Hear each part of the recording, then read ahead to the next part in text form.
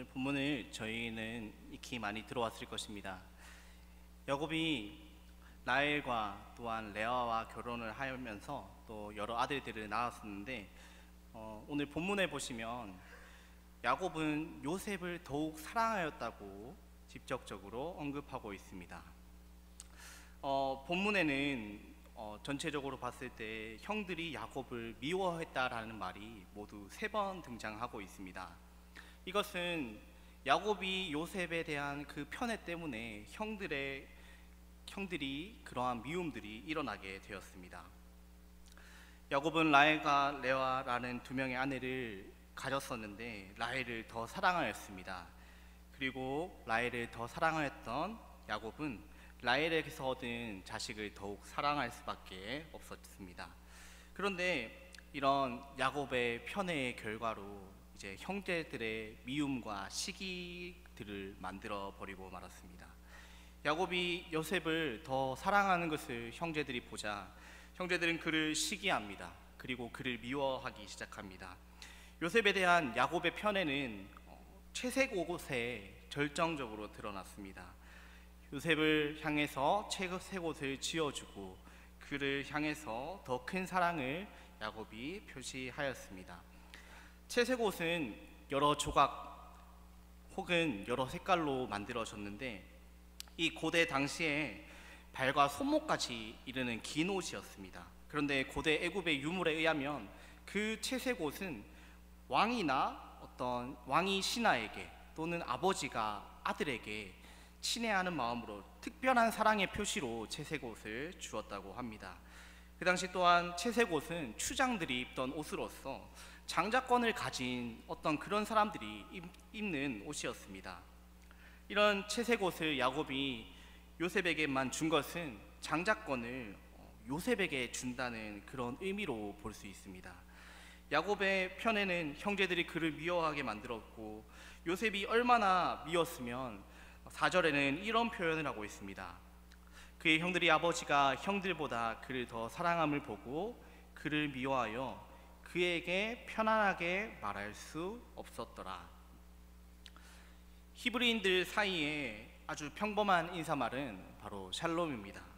평안하십시오, 평안할지어다, 이런 말로 인사를 하였습니다.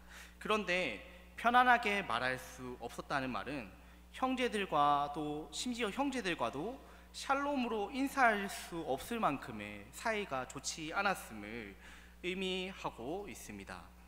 야곱 입장에서 라헬을 더 사랑하여서 요셉을 더 사랑하는 것이 불가피하였을지라도 다른 형제들이 차릴 정도로 편애해서는 아니 되었습니다. 그것은 정도가 지나친 팽배였고 그로 인해서 형제 간의 화목은 깨어졌습니다. 형제 간의 샬롬이 깨어지고 형제 간의 미움이 팽배해지게 되었습니다. 그런 야곱의 지혜롭지 못한 행동이 그들 사이에 후에는 미움을 만들고 그 미움으로 인해서 요셉을 죽이고자 하는 마음까지 발전하게 되었습니다.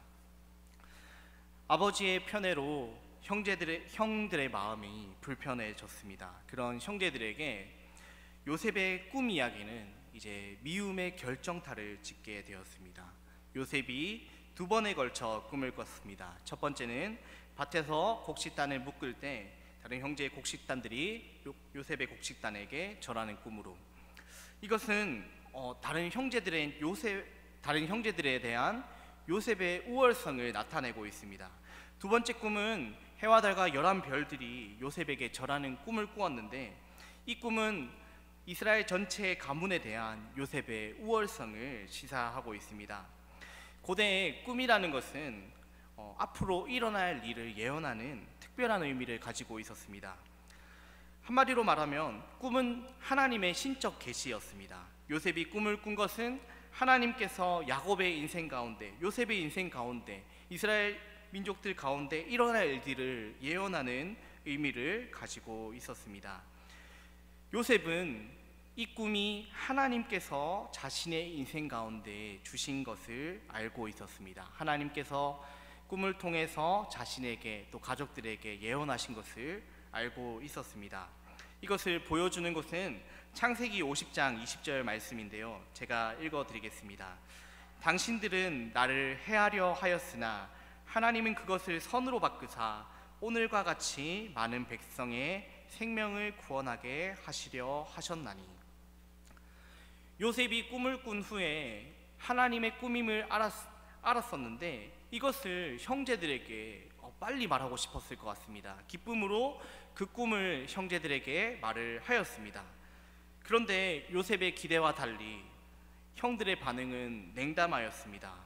형들은 요셉의 꿈을 듣고 나서 이렇게 말하고 있습니다. 네가 정말로 우리의 왕이 되겠느냐? 네가 정말로 우리를 다스리게 되겠느냐?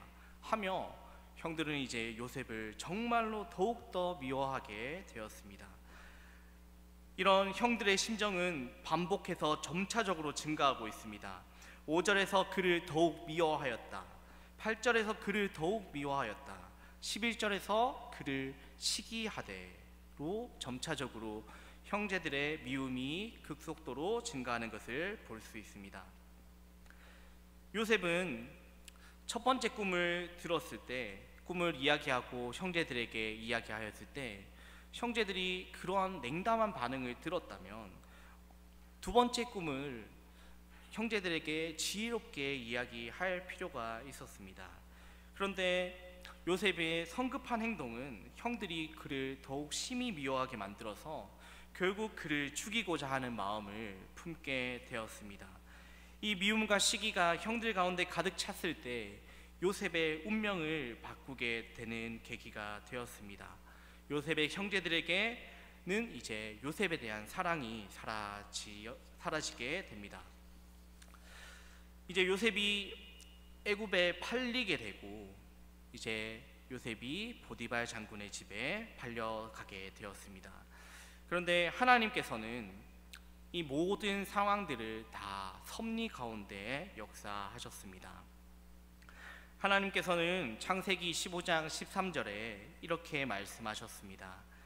여호와께서 아브라함에게 이르시되 너는 반드시 알라 내 자손이 이방에서 객이되어 그들을 섬기겠고 그들은 400년 동안 내 자손을 괴롭히리니 그들이 섬기는 나라를 내가 징벌할지며 그 후에 내 자손이 큰 재물을 이끌고 나오리라. 일찍이 하나님께서는 아브라함에게 이스라엘 자손이 이방에서 객이 되어 400년 동안 애굽을 섬길 것이라고 말씀하셨습니다. 요셉이 형제들의 미움을 받아서 애굽으로 팔려가는 그 사건은 바로 하나님의 섭리가 이루어지고 있음을 보여줍니다. 요셉의 형들이 요셉을 미워하고 요셉의 꿈을 듣고 나서 그 꿈을 무산시키려 하였으나 요셉을 죽임으로 그 꿈을 없애버리려 하였으나 하나님께서는 그것마저도 사용하셔서 하나님의 일들을 이루어 나가셨습니다. 요셉의 꿈은 그가 애굽의 총리가 되었을 때 형제들이 그에게 엎드려 절함으로 성취됩니다. 이것은 하나님이 특별한 섭리로 주어진 꿈이며 하나님께서 아브라함에게 하신 예언을 이루어 가시는 과정 중에 하나였습니다. 그러나 요셉의 형제들은 이 꿈이 하나님의 계시인지 그런 것들을 분별할 수 있는 마음이 없었습니다. 요셉의 형제들은 그저 동생이 아버지의 편애를 받는데 화가 났고 꿈 이야기를 통해서 자신을 조롱한다 생각하고 이에 격분한 채 하나님의 섭리를 볼 수 없었습니다. 창세기 37장 20절을 보시면 그들의 영적 무지가 극명하게 드러나고 있습니다. 자, 그를 죽여 한 구덩이에 던지고 우리가 말하기를 악한 짐승이 그를 잡아먹었다 하자. 그의 꿈이 어떻게 되는지를 우리가 볼 것이니라 하는지라. 그렇지만 아버지만큼은 요셉의 꿈 이야기를 듣고 거기서 하나님의 섭리를 감지하여 그 말을 마음에 두었던 것입니다. 11절을 보시면 그의 형들은 시기하되 그의 아버지는 그의 말을 간직해 두었더라. 우리는 여기서 하나님의 섭리를 인식하며 살아가는 자와 단순히 자신의 감정과 정욕에 이끌려 살아가는 자의 차이를 볼 수 있습니다. 우리가 살다가 보면 우리 가운데 터무니없는 일들을 우리는 경험하곤 합니다. 그럴 때 우리의 감정은 슬픔과 분노와 여러 가지 복잡한 감정에 사로잡혀서 우리는 때로는 하나님의 뜻을 생각할 수 없습니다. 요셉의 꿈 이야기를 들었던 야곱이나 갑자기 인생의 비극이 찾아왔지만 하나님을 향해 불평하지 않았던 욥에게서 우리는 하나님의 섭리를 생각하는 삶이 무엇인지 교훈을 얻게 됩니다. 요셉의 입장에서는 얼마나 억울하였겠습니까? 하나님의 꿈이라 생각하고 그것을 형들에게 말하였는데 형들이 오히려 자신을 죽이려고 하고 애굽의 노예로 팔아버렸던 그 심정, 그리고 그 후에 애굽에서도 보디발 장군의 집에 팔렸을 때도 억울한 노명을 씌고 감옥에 갇히는 억울한 인생을 요셉은 살았었습니다. 욥도 마찬가지입니다. 하나님을 경외하였던 욥이 갑작스러운 이유 없는 고난을 당하였을 때 욥은 하나님의 섭리를 그럼에도 불구하고 하나님의 뜻이 있겠지, 하나님이 선하시지, 하나님의 섭리로 일어나는 일들이겠지 하는 마음이 욥에게도 있었습니다. 우리 인생 가운데 우리가 신앙생활을 하는 가운데서도 참 많은 고달픈 일들이 일어나는 것 같습니다. 도저히 이해할 수 없고 또한 마음으로도 받아들일 수 없는 그런 일들이 우리 가운데 종종 일어나곤 합니다. 그럴 때 우리의 마음은 하나님께서 왜 나에게 이런 일들을 하시는지 그런 고민들이 생겨나게 되죠. 하나님을 믿는데 왜 이런 일들이 나에게 일어날까, 그런 고민들을 합니다. 찬양 중에 이런 찬양이 있습니다. 왜 나만 겪는 고난이냐고 불평하지 마세요. 고난의 뒤편에 있는 주님이 주실 축복을 미리 보면서 감사하세요. 너무 견디기 힘든 지금 이 순간에도 주님께서 일하고 계시잖아요. 하나님은 지금 우리의 모든 상황들 가운데서 역사하고 계시는 분이십니다. 우리의 모든 상황들을 하나님은 이해하시고 우리의 감정들, 그 세밀한 감정 하나하나까지도 하나님은 이해하고 계십니다. 야곱의 가족들은 요셉을 통하여서 극심한 기근에서 구원받았습니다. 하나님의 섭리는 요셉의 생애의 모든 순간 가운데 하나씩 이루어지게 되었습니다. 성도 여러분, 하나님의 약속을, 하나님의 섭리하심을 믿으시기 바랍니다. 하나님은 온 세상 만물을 만드시고 이것들 가운데 그냥 단순히 내버려 두고 계신 것이 아니라 하나님 지금 또 살아계셔서 모든 일들 가운데 역사하심을 신뢰하시기 바랍니다. 그분은 우리가 어떠한 순간에서도 우리 가운데 함께 하시고 우리의 인생 가운데 역사하셔서 우리의 일상에서 이해할 수 없는 일일지라도 그것들을 선한 뜻으로 하나님의 계획대로 이끌어 가시는 분이십니다.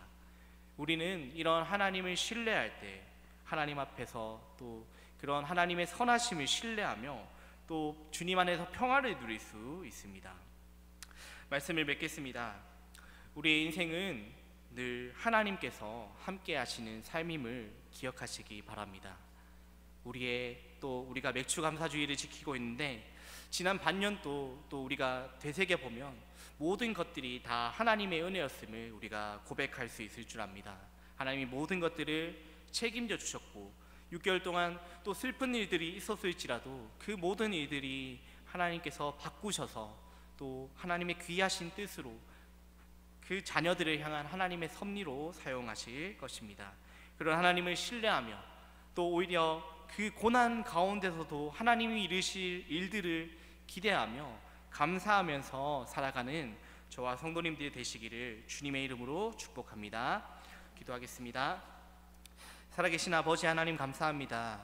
우리들의 모든 삶의 순간 가운데서 또 함께 하신다고 약속하셨고 또 우리의 인생을 또 내버려 두시는 분이 아니라 우리 인생 가운데 늘 역사하시는 분이심을 감사합니다. 하나님, 우리가 인생을 살아갈 때 때로는 슬픈 일과 또 고달픈 일들을 우리가 겪을 수 있습니다. 하나님, 우리가 이해할 수 없을지라도, 우리가 마음으로 받아들일 수 없을지라도 하나님, 우리의 마음 가운데 하나님이 선하시다는 것과 하나님이 또한 그 우리의 눈에 보기에 또 슬픈 일들을 또 선한 일들로 바꾸실 것을 기대함으로 오히려 하나님께 감사하며 하나님 이것들을 사용하셔서 나의 인생을 주관하여 주십시오. 기도할 수 있는 저희들 될 수 있도록 하나님 인도하여 주시옵소서. 늘 감사를 잊지 않고 늘 하나님이 함께 하심에 감사하고 또 하나님께서 우리의 인생 가운데 역사하심을 감사함으로 날마다 기도하며 하나님을 신뢰하는 자들이 될 수 있도록 주님 축복하여 주시옵소서. 이 모든 말씀 살아계신 예수님 이름으로 기도드렸습니다. 아멘.